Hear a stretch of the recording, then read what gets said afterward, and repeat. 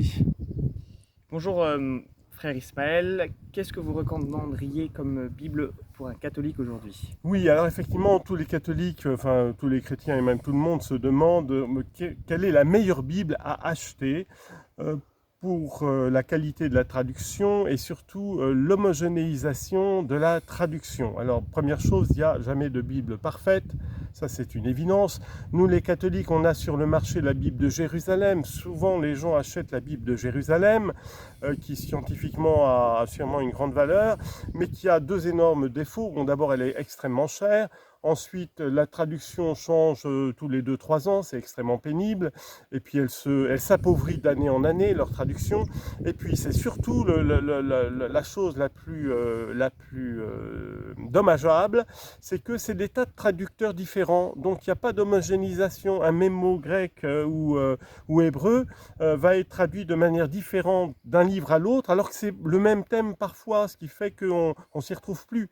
Donc, il faut absolument rechercher une Bible qui a été écrite par le même traducteur de A jusqu'à Z.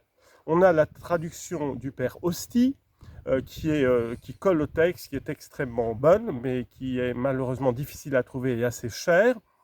Donc ce que je recommande, le meilleur marché, et la meilleure, c'est encore les protestants. C'est la Bible de Louis II, qui théologiquement, sur des points essentiels, est plus catholique que toutes les traductions catholiques. Je vous renvoie à la traduction de Genèse 3,15 sur la question absolument fondamentale du proto-évangile. Voici que la femme écrase, je placerai une inimitié entre toi et la femme, Dieu dit au serpent, tu l'attaqueras au talon et elle t'écrasera la tête. Ça, c'est la traduction de Saint Jérôme. Et figurez-vous que Louis II suit Saint Jérôme, la Vulgate de Saint Jérôme, qui théologiquement est la plus précise. Alors, cette traduction, elle est très bien faite, et puis il s'efforce, ce que doit faire tout bon traducteur de toute la Bible, de rendre le même mot, de rendre le plus possible le même mot grec et le même mot hébreu par un même mot français, le plus possible, pour qu'on puisse saisir les analogies et les liens entre les textes. Alors, j'ajoute tout de suite qu'il manque quelques petits livres dans la Bible protestante. Donc, normalement, dans les anciennes Louis II, vous aviez, parce que les protestants et les juifs ont rejeté 7 petits livres de l'Ancien Testament, qu'ils appellent apocryphes, qu'on appelle, nous, deutérocanoniques. Maintenant, les protestants se mettent à les remettre dans leur Bible, mais à part. Donc, je précise cela.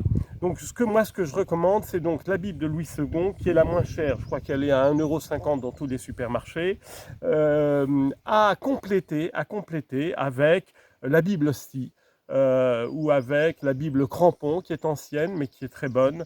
Et puis, en désespoir de cause, je dirais la Bible de Jérusalem, évidemment, pour compléter. Soyez bénis!